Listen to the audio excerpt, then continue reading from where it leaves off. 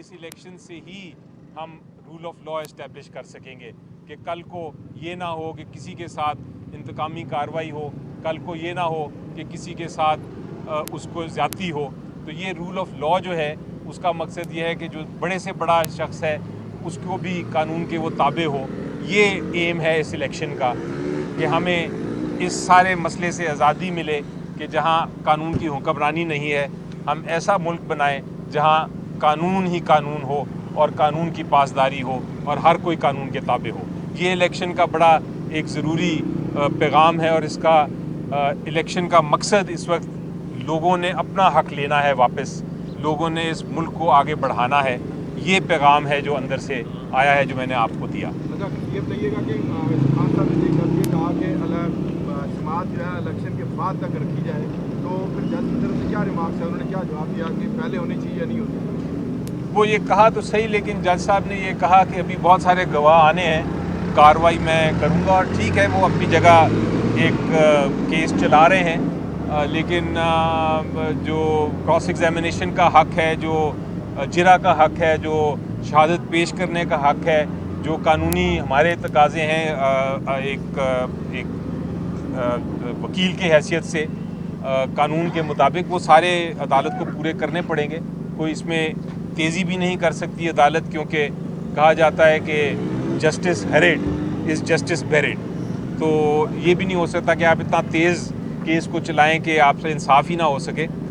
ज़रूरी ये है कि आप कानून के तकाज़े पूरे करते हुए चलाएं। वो 8 फरवरी से आगे केस जाता है तो वो जाएगा, उसमें कौन सा कोई इलेक्शन से तो इसका ताल्लुक़ नहीं होना चाहिए केसेस का। अच्छा, ये बताइएगा कि टिकट्स के हवाले से बड़े सारे इश्यूज आ रहे हैं, जिस तरह रावलपिंडी में भी है, इस तरह कराची में भी बड़े सारे इश्यूज आ रहे हैं टिकट्स के हवाले से।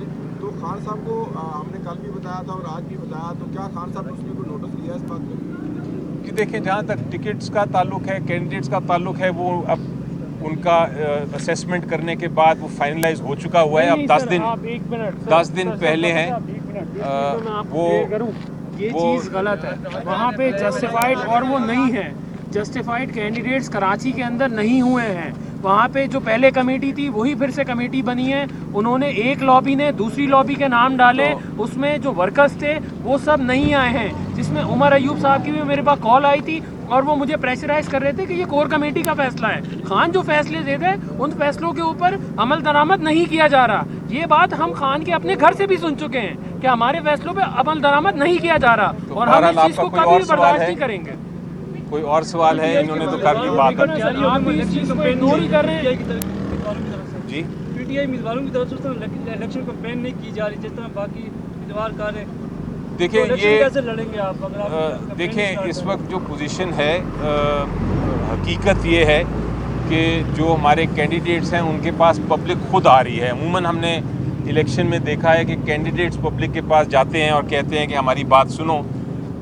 इस इलेक्शन में उल्टा हिसाब है कि जो कैंडिडेट्स चूँकि नहीं निकल पा रहे, उस तरह इलेक्शनिंग नहीं करने की इजाज़त उनको जिस तरह एक नॉर्मल इलेक्शन में की जाती है।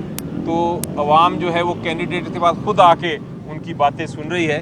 तो ये इलेक्शन का मज़ा है। ये आप एक कैंडिडेट को रोकते हैं, आप उसको कैंपेन नहीं करने देते, लेकिन लोग फिर खुद ही आके उसकी कैंपेन कर देते हैं। कल के बयान के बारे में क्या कहेंगे? उन्होंने कहा कि जिस तरीके से नवाज शरीफ को लाया जा रहा है, तो ये इलेक्शन फेयर नहीं होंगे और पहले भी जिस तरह इलेक्शन होते रहे हैं जिस तरह लाएंगे, तो फिर क्या ये इलेक्शन ज़्यादा से ज़्यादा जो हुकूमत है वो 1 साल या ज़्यादा से? देखिए, इसमें कोई शक नहीं है कि इस इलेक्शन को, ये जो सिलेक्शन है जिसको मैं कहता हूँ, इस सिलेक्शन को इलेक्शन में तब्दील करना है।